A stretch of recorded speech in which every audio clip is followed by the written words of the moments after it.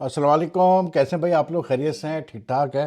भाई साया कॉरपोरेशन तो जो है बाबर आजम की सालगिरह सेलिब्रेट कर रहा है, लेकिन पाकिस्तानी क्रिकेट फैंस को आज साउथ अफ्रीका के खिलाफ टेस्ट मैच जीतने की सेलिब्रेशन ज़रूर करनी चाहिए, इसलिए क्योंकि पाकिस्तान ने काफ़ी कॉम्प्रहेंसिव तरीके से साउथ अफ्रीका को 93 रन से पहले टेस्ट में हरा दिया आज थोड़ी देर पहले गद्दाफी स्टेडियम लाहौर में। और इस जीत की अहमियत ये है कि ये जो world test championship, ICC world test championship का जो नया साइकिल है, ये उसकी जो है ना मतलब पहली सीरीज़ है पाकिस्तान के लिए भी और साउथ अफ्रीका के लिए भी। और ध्यान में रखिएगा कि साउथ अफ्रीका ने अभी इसी साल जून जुलाई में जो पिछली वर्ल्ड टेस्ट चैम्पियनशिप का साइकिल हुआ था, उसमें फाइनल में ऑस्ट्रेलिया को हरा के दे बिकेम चैम्पियंस। तो basically Pakistan have defend beaten the defending champions. वो अलग बात है कि जी लोग कहेंगे जी वो तो स्पिन पिच थी और ऐसा था और वैसा था और अपने होम कंडीशन में पाकिस्तान जीता है, लेकिन भाई जीत तो जीती होती है। साफ सीधी बात है, टेस्ट में जीत जीती होती है। और ख़ास करके अगर एक वो अच्छी तगड़ी टीम के खिलाफ जीता है तो वो मतलब और मज़ा आता है जीत का। And Pakistan deserves all credit for this win because they pulled in as a team. They everyone contributed, and the bowlers, the batsmen, and today especially I thought कि जिस तरह शाहीन शाह अफरीदी ने मतलब 4 विकेटें ली 33 रन दे के, मतलब एक ऐसी पिच पे जहाँ पर ये कहा जा मतलब ये तासुरी था कि जी ये स्पिनर्स की पिच है, वहाँ पर एक फास्ट बॉलर 4 for 33 ले जाए, तो वो भी जबकि उसको मतलब he came in as he was used as a fifth bowler, ये भी देखा आपके न्यू बॉल भी उसने नहीं ली। तो it's a big achievement for him. It was good to see that because मतलब वही वाली बात है कि उसने याद दिला दी उन दिनों की कि जब पाकिस्तान के अच्छे फास्ट बॉलर होते थे, तो ऐसे ही वो फास्ट बॉलर जो है पुरानी गेंद के साथ भी ऐसी एब्रेसिव पिचेस पे, स्पिन फ्रेंडली पिचेस पे भी वो विकेटें लेते थे। तो that was I think one of the biggest positives we saw today, because Shaheen has been struggling in test match for a while now. मतलब बहुत कम टेस्ट वो खेला है, मतलब 2023 से लेकर तो अब तक। इनफैक्ट उसका लास्ट टेस्ट इस टेस्ट से पहले जो था, if I am not mistaken, 2023 के बिल्कुल दिसंबर के महीने में था। बट एनीवे, लेकिन ये है कि गुड विन, क्योंकि मतलब जब आप डिफेंडिंग चैंपियंस को हराते हैं तो बड़ा कॉन्फिडेंस मिलता है।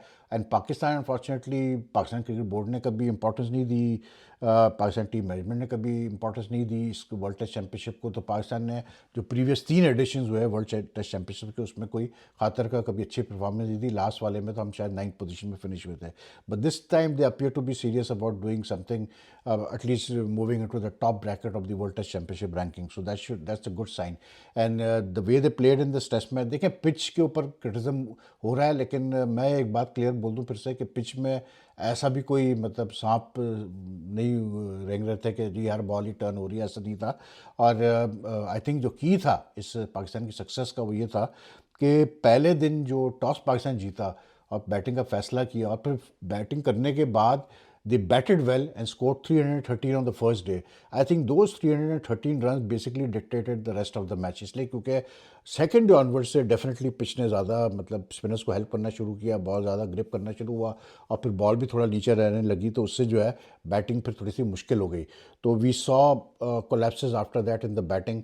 पाकिस्तान के सेकेंड इनिंग्स में कोलैप्स हुआ पाकिस्तान की, बल्कि सेकंड डे पे फर्स्ट इनिंग्स में ही कोलैप्स हो गया था जब 5 विकेटें, आखिरी 5 विकेटें 16 रन पे गिरी। उसके बाद फिर साउथ अफ्रीका ने जब बैटिंग की तो उनका भी जो है दे कोलैप्स्ड लाइक फॉर 269, जबकि टोनी डी जॉर्जे ने 100 भी किया उसमें।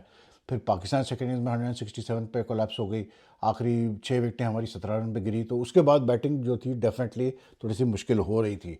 तो those 313 run score on the first day made a big big difference. And इस टॉस भी इंपॉर्टेंट होता है, लेकिन टॉस के बाद जो आप फैसला करते हैं ना और उसको एग्जीक्यूट सही करते हैं तो फिर वो भी बहुत इंपॉर्टेंट रहता है। तो पाकिस्तान ने थैंकफुली फर्स्ट इनिंग में बैटिंग अच्छी की, तो उसकी वजह से आई थिंक पाकिस्तान गेंद द अपर एज। और फिर जब उन्होंने टारगेट सेट किया 276 277 का for South Africa on the late in on the third day, तो वो क्लियर हो गया था कि साउथ अफ्रीका के लिए मुश्किल हो जाएगी। साउथ अफ्रीका को अगर आज जीतना था when they resumed on 51 for 2 with Zorzi and Ryan Rickelton the crease, तो एक चीज़ बड़ी वाज़ेह थी कि इनको एक बड़ी पार्टनरशिप करनी पड़ेगी, तो फिर जाके साउथ अफ्रीका को जो मजीद 226 रन चाहिए थे जीतने के लिए वो कर पाएंगे। तो वो तो शुरू में ही शाहीन शाह अफरीदी ने जॉर्जी को लेग बिफोर किया।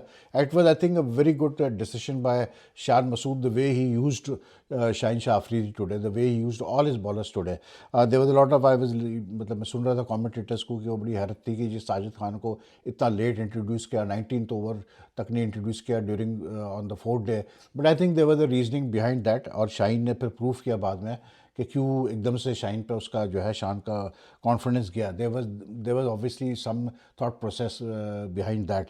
तो जॉर्जी आउट हुआ उसका twist and Stubbs, because like obviously he is new यार to these conditions basically as far as red ball is concern. तो आज तो इस मैच में तो वो नहीं चला, बड़ा गंदा शॉट खेल के वो स्विच हिट करने जा रहा था और स्लिप में जो है सलमान अली यादव को उसने कैच दे दिया नुमान की गेंद पे। अब जो कैचिंग थी ना आज पाकिस्तान की, that was another plus point. Slips में 2-3 कैचेस बहुत ही आला लिए गए सलमान अली आगा की तरफ से और बाबर की तरफ से, जिसकी वजह से बहुत फ़र्क पड़ता है, क्योंकि जो स्पिनर्स होते हैं और such a pitch where the ball is turning a bit, वहाँ पर क्लोज कैचिंग आपकी अच्छी होना, शार्प होना बहुत ज़रूरी होती है। एंड नुमान तो यार मैं क्या कहूँ, Noman Ali 39 years of age, very late entrant into Test cricket, but if you look at his record now, he was playing his 20th match, Test match, और उस पर जो है मतलब वो बंदा ऑलरेडी कोई 94-95 विकेट्स ले चुका है, क्लोज टू 100 विकेट्स, जिसमें मतलब in this match again he took 10 wickets in the match, and this was his third 10 wicket haul in test cricket. Plus जो है अगर आप ये देखें तो 9 दफ़ा वो बंदा 5 विकेट्स से इनिंग्स ले चुका है। तो मतलब इट्स मतलब फिनॉमिनल किस्म के उसके फिगर्स हैं एक बंदे के लिए, जो कि यानी कि आज 39 का है, तो 36 की एज पे तो उसको डेब्यू करवाया था इन्होंने 2021 में। उसके बाद भी इसको रेगुलर नहीं टीम में रखा है, बाहर के टूर्स पे तो लेके नहीं जाते, उसको खिलाते ही नहीं है। तो in that way if you look at him the way he has you know like मतलब prepared himself for the series against a tough team is really मतलब प्रेज वर्दी, कि बंदा अपने आर्ट पे जब काम करता है तो फिर अपनी फिटनेस इतनी रखता है कि वो मैच खेल सके, तो ये फ़र्क पड़ता है। And 10 wickets like his bowling today, again he took 4 wickets in the second innings, it made all the difference to उसकी और शाइन की 4 विकेटें, बस काम हो गया था साउथ अफ्रीका का। और साउथ अफ्रीका जो है they were like bowled out for 100 and what you call it just 83 in 60.5 overs today. तो मतलब ज़्यादा टाइम नहीं लिया पाकिस्तान ने इनको फारिग करने में, सिर्फ 2 ही अच्छी इनिंग्स आई। एक Ryan Rickelton again played well, hung around, showed a lot of patience, and basically he was playing the anchor role for South Africa when he made 45 from 145 balls. लेकिन जो एक वक्त आया इस मैच में, आज के दिन के खेल में, चौथे दिन के खेल में, जब लगा कि साउथ अफ्रीका शायद पाकिस्तान को हरा सकती है, that was when Dewald Brevis came into bat. अब इसके बारे में मैंने बात की है कि ये बड़ा एक्साइटिंग यंगस्टर है भाई। अब वैसे तो अब तक हमने इसका T20 में, वाइट बॉल क्रिकेट में ही नाम सुना है, लेकिन the way he plays and the sort of range of strokes he has, his fearlessness, मुझे था कि ये अटैक करेगा स्पिनर्स को, क्योंकि इसके पास कोई और तरीका नहीं है खेलने का। तो he really played well for his 54 from 54 balls. और उसकी और रिकल्टन की जब पार्टनरशिप हुई, मतलब कोई 70 कुछ रन्स की, तो वो that was the only time when the Pakistan team appear to be under you know like they look concern, they I wouldn't say they were under pressure, but they were concern. Even Numan Ali को मतलब छक्के चौके पड़े तो वो काफ़ी मतलब थोड़ा सा रफल्ड हो गया था, जबकि वो बड़ा कूल और कैलकुलेटेड किस्म का बॉलर है। तो Brevis showed today that he has class definitely to score so मतलब play so aggressively and so well on this sort of a pitch where the ball is not like coming on to your liking। मतलब बहुत बहुत बहुत अच्छी innings थी उसकी, लेकिन eventually लग भी थी उसमें से। लेकिन पता था कि यार जब आप ऐसे खेलेंगे तो आउट भी होने के चांसेस होते हैं। लेकिन ये कि मतलब जो उसको जिस बॉल पे नुमान ने आउट किया, that was the beauty from Noman यार। इट जस्ट शोज़ कि उसका एक्सपीरियंस कितना मैटर करता है, बिकॉज उसने देख लिया था कि Brevis was ready to come down the pitch to play to him, and plus Brevis was reading his length very well. तो उसने बिल्कुल एज ऑफ द क्रीज से जाके उसने बॉल डिलीवर की, and he gave the impression that he was going to deliver a armor, लेकिन it was not a armor, it pitched around middle and leg और spin back करके, break back करके off stump लेके चली गई। And Brevis like he was on the back foot, he couldn't do anything, मतलब उसकी समझ में नहीं आया, वो आधा आया था और he was bowled. That showed Numan की क्लास थी वहाँ पर, एंड ही जिस तरह से सेलिब्रेट किया उस विकेट को, उससे अंदाज़ा हो गया। अब लोग कह रहे हैं कि जी ये स्पिन पिचेस बना के जीत रहा है पाकिस्तान और ये कौन सा तरीका है, और ये भाई बात ये है कि आजकल तो ऐसे ही होता है भाई, होम साइड अपने हिसाब से पिचेस बनाती है और फिर वो जीतती है, सीधी सी बात है। अब मैं नहीं कहूँगा कि ये पिच जो थी वो ऐसी कोई पिच थी कि जिस पे कि आप कहें कि नहीं यार ये तो बिल्कुल ही रैंक टर्नर थी, जो पहले दिन से ही स्पिन कर रही थी, रन्स भी बने इस पिच पे। आज शाहीन शाह अफरीदी एक फास्ट बॉलर ने विकेट्स भी लिए है और स्पिनर्स ने भी विकेट्स लिए है। तो जिसने जैसे साउथ अफ्रीका की तरफ से जो है कैसे बोलते हैं अपना इसने मुथु सामी ने भी 11 विकेटें ली। तो जिसने अच्छी बॉलिंग की, हामर ने भी सेकंड इनिंग्स में 3 विकेटें ली थी, साइमन हामर ने जो ऑफ स्पिनर है। तो जिसने अच्छी बॉलिंग की उसने विकेटें ली यहाँ पर, ठीक है ना। तो it was not unplayable pitch. अब अगर बैट्समैन अच्छा नहीं खेल रहे तो एक अलग बात है, बट आई थिंक ऐसी पिच अगर बना रहा है पाकिस्तान तो ठीक है, कोई उसमें बुराई नहीं है। मतलब अब हमारे पास वो उस कैलेबर के फास्ट बॉलर शायद है ही नहीं यार, जैसे पहले होते थे। तो हमें दूसरी तरीके से ही सोचना पड़ेगा अगर हमने वर्ल्ड टेस्ट चैंपियनशिप में आगे जाना है।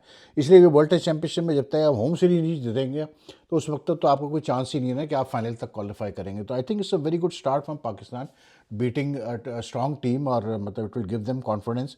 और South Africa need to work out the batting, इसलिए क्योंकि पिंडी में भी मोरलेस इसी टाइप की पिच इनको मिलनी चाहिए। तो उनके ऊपर ये एक है, हमेशा ये बात रही है कि यार साउथ अफ्रीका जो है ना वो मतलब on slow spin pitches in Asia they tend to like struggle. They haven't done well in the past also. तो अब क्योंकि they have to also in this World Test Championship cycle they also have to go to India in November now to play 2 test matches. तो इसलिए अब उनके ऊपर focus बड़ा आ रहा है कि वो किस तरह से खेलेंगे स्पिन को और कैसे टैकल करेंगे, because they are the defending champions. अब जो इनका रेगुलर कप्तान है वो नहीं था बुमामा, वो अच्छा खेलता है स्पिन को, उसके ना होने से फ़र्क पड़ा। प्लस इनका जो मेन बैट्समैन है एडन मार्कम, वो दोनों इनिंग्स में फेल हुआ, सेकंड इनिंग्स में बहुत गंदा शॉट खेलते हुए आउट हुआ। तो आई थिंक कि इससे फ़र्क पड़ा। लेकिन क्रिकेट में ये होता है, not every one can succeed all the time, but it's a good test for South African cricket, let's be honest. कि उनको पता चलेगा कि यार हम कितने पक्के हैं स्पिन पिचेस के ऊपर, हम जीत सकते हैं नहीं जीत सकते हैं। आप पेस पे तो हर बार जीत ही रहा होता है साउथ अफ्रीका, लेकिन ऐसी कंडीशन में South Africa is going to be tested, there is no two ways about it. क्योंकि अगर पाकिस्तान इनको इतना टफ टाइम देगा तो फिर आप सोचें कि इंडिया क्या करेगा। लेकिन इंडिया में भी अब एक ये चीज़ आ गई है कि क्योंकि वो न्यूजीलैंड के खिलाफ जो 3-0 हारे, तो उसके बाद से एक खौफ सा आया हुआ है उनके वहाँ भी कि किस टाइप की पिच बनाया जाए। तो वेस्ट इंडीज़ के खिलाफ तो हल्की टीम है वेस्ट इंडीज़, तो वहाँ तो चल गया। लेकिन against good teams they will have to think कि are they willing to again follow the same policy of preparing spin pitches and winning matches at home. बाकी और क्रिकेट में यार इंडिया की बात हो रही है तो मतलब मैं देख रहा था गौतम गंभीर साहब जो है वो काफ़ी मतलब इमोशनल हो गए थे वेस्ट इंडीज़ से दूसरा टेस्ट जीतने के बाद। और इमोशनल वो जीत पे नहीं हुए थे, इमोशनल वो मीडिया कॉन्फ्रेंस पे इस बात पे थे कि मीडिया जो है और लोग जो है कुछ फॉर्मर प्लेयर्स वो अनफेयरली टारगेट कर रहे हैं हर्षित राणा को, कि हर्षित राणा कैसे सेलेक्ट हुआ इंडिया की वनडे टीम में जो 3 वनडेज खेलेगी अभी ऑस्ट्रेलिया में। And he said that is shameful कि आप एक यंग प्लेयर को इस तरह टारगेट कर रहे हैं, और वो क्या उसके जहन में चल रहा होगा और ये होगा वो। ठीक है गंभीर साहब, लेकिन बात ये है, सीधी सी बात है कि अगर आप मतलब ऐसे बॉलर्स को बाहर रखेंगे जो कि जिन्होंने इंडिया के लिए बहुत कुछ किया है and who are still playing and who want to play for India and they deserve a fair chance, तो फिर भाई बातें तो होंगी। अब आप हर्षित राणा को अगर मोहम्मद शामी के ऊपर प्रेफर कर रहे हैं specially in white ball cricket चले, इंग्लैंड में तो टेस्ट मैचेस थे, आप उस वक्त शामी शायद स्ट्रगल भी कर रहा था। लेकिन अब तो शामी ने खुद कहा है कि भाई मैं फिट हूँ, मैं मतलब सब कर रहा हूँ। अब उस पर ये बातें भी चल रही हैं कि जी वो रणजी ट्रॉफी का मैच पूरा नहीं खेला और ऐसा था वैसा था। तो शामी ने अच्छी बात की है, उसने सही बात की है, मीडिया से उसने बात की तो उसने कल सही बात की। उसने कहा भाई ये अजीत अग्रकर जो चीफ सेलेक्टर है वो कह रहे हैं कि जी हमें नहीं पता, we have no report update on Shami. तो उसने कहा कि मैं दूंगा अपडेट, कि वो पूछेंगे मेरे अपडेट के बारे में, मेरी फिटनेस के बारे में। अगर वो मुझे सेलेक्ट करना चाहते हैं तो they should be the ones asking about me. तो he is very right there and he should feel upset, क्योंकि इतना सीनियर बॉलर है यार। आप उसको अगर ये भी नहीं बता रहे कि क्यों हम आपको बाहर रख रहे हैं या क्या है, या उसके ऊपर टैब्स नहीं रख रहे हैं कि उसकी फिटनेस कैसी है क्या है, तो देन इट्स रियली मतलब ऑफल। और वही मैं सोच रहा हूँ कि अभी जैसे ये रोहित और विराट जा रहे हैं अभी ऑस्ट्रेलिया वनडे सीरीज़ में फीचर करने के लिए, लेकिन the way I look at it, the way जो माइंडसेट है गंभीर का और अजीत अगरकर का, इवन शुभमन मुझे नहीं लगता इतना स्ट्रॉन्ग कैप्टन है कि वो गंभीर और अजीत अगरकर के सामने उसकी चलेगी। इसलिए वो गोल मोल डिप्लोमेटिक उसने जवाब दिया जब रोहित और कोहली का उससे पूछा गया था अभी एट प्रेस कॉन्फ्रेंस, जिसमें उसने कहा नहीं it's very good to have them in the team. लेकिन मज़े की बात यह है कि ना तो BCCI ना जो है गंभीर ना अजीत अगरकर कोई भी ये चीज़ कमिट करने को तैयार नहीं है कि जी हम बिल्कुल रोहित और कोहली की हमें ज़रूरत है and they will play till the 2027 50 overs world cup, ये कोई नहीं कमिट कर रहा। ठीक है, तो उसका मतलब ये हुआ कि भाई रोहित और कोहली जब ऑस्ट्रेलिया अभी जो खेलेंगे is basically a series to series case with them. Her series में तलवार लटक रही होगी उनके ऊपर, रन्स करेंगे तो खेलते रहेंगे, इसलिए क्योंकि वो इतने सीनियर प्लेयर्स है कि अगर वो रन्स कर रहे हैं तो फिर तो गंभीर की और अगरकर की भी हिम्मत नहीं है कि उनको ड्रॉप कर सके वनडे से if they are scoring runs. लेकिन अगर जहाँ वो फेल होते हैं तो you can be rest assured कि Gambhir Agarkar will waste no time and sidelining them. तो it's rather sad sort of situation for the senior players. लेकिन अब इनके ऊपर भी है भाई, इनको भी सोचना चाहिए कि मतलब हमको कंटिन्यू करना चाहिए नहीं करना चाहिए, हम वर्ल्ड कप के लिए मतलब हम लास्ट कर पाएंगे नहीं कर पाएंगे। So this Australia series will be very important for them. Now in Australia Rohit is the heist ODI scorer for India, ठीक है। उसको 10 रन और चाहिए 1000 रन करने के लिए। तो the fact that Kohli and Rohit can get run in Australia can not be ruled out, सीधी सी बात है। तो ये बड़ा एक interesting series in that sense कि देखते हैं क्या होता है। लेकिन ये ज़रूर है कि भाई तलवार उनके मतलब लटक रही है उनके ऊपर कि रन्स करेंगे तो रहेंगे, नहीं करेंगे तो फिर जो है वो फारिग होने। तो गंभीर का ये कहना अर्शद राणा के बारे में इतना इमोशनल होना ज़रूरत नहीं है यार। आप देखें, ये तो सबको पता चल चुका है कि गंभीर जो है एक दो प्लेयर्स को फेवर करता है। नीतीश कुमार रेड्डी को आप खिलाए जा रहे हैं मतलब टेस्ट में, जबकि उसकी जगह ही नहीं है, उसका कोई रोल ही नहीं है टेस्ट में। आप हर्षित राणा को आप पुश करते हैं सबके आगे, यहाँ तक कि आपने इंग्लैंड में बाहर से एक बंदा बुला लिया खेलने के लिए, कंबोज को। तो मतलब नज़र चीज़ें आ रही हैं, तो उसमें रोने गाने की क्या जरूरत है भाई। आप अगर मतलब आप बताओ कि शामी को क्यों आप नहीं अब रखना चाहते हैं अपने प्लान्स में, ख़त्म हो गई बात। लेकिन हर्षित राणा पे जब भी कोई प्लेयर ऐसा सेलेक्ट होगा या उसको सारे फॉर्मेट्स में आप चांस देंगे जो कि लोग समझते हैं अभी वो तैयार नहीं है, तो क्रिटिसिज्म तो होगा भाई गंभीर साहब, उसमें ऐसी कोई बात थोड़ी। अच्छा, वो राजीव शुक्ला साहब भी कह रहे थे कि जी नहीं गंभीर ने सही कहा है और ऐसे थोड़ी किसी प्लेयर को कहते हैं और ये करते हैं। तो दैट जस्ट इंडिकेट्स कि बीसीसीआई भी जो है वो पूरा बैक कर रहा है गंभीर को। तो बहरहाल इंडियन क्रिकेट, मैंने कहा ना कि यार जब आपके पास प्लेयर्स, क्वालिटी प्लेयर्स की आपके पास एक लाइन लगी हुई हो, तो आपकी बहुत सारी कमजोरियां छुप जाती हैं, बहुत सारे आपके गलत डिसीजन जो है वो कवर अप हो जाते हैं। तो इस वक्त जो है ना इंडिया के साथ यही है कि उनका इतना बैकअप टैलेंट है, इतना डेप्थ है टैलेंट का, क्वालिटी टैलेंट का, कि उनको इस वक्त टेंशन लेने की ज़रूरत है नहीं। So that is why Gambhir and Agarkar are able to get away with this decisions. That's the story. और फिर रोहित तब कप्तान के बाद तो जैसे मैं कह रहा था ना कि तलवार लटक रही है, तो वो तो फिर आप समझ जाएं कि जो कप्तान नहीं है तो फिर he is just playing as a player. तो anyway, if you like this video, like and share as much as you can. एक इंटरव्यू मैंने किया है आज, पाकिस्तान और इंग्लैंड का वुमेन्स वर्ल्ड कप का मैच भी है, तो उस पर दूसरी वीडियो करूँगा। लेकिन ये है कि ये वीडियो पसंद आए तो लाइक एंड शेयर कीजिएगा। अपना ख्याल रखिएगा। अल्लाह हाफ़िज़।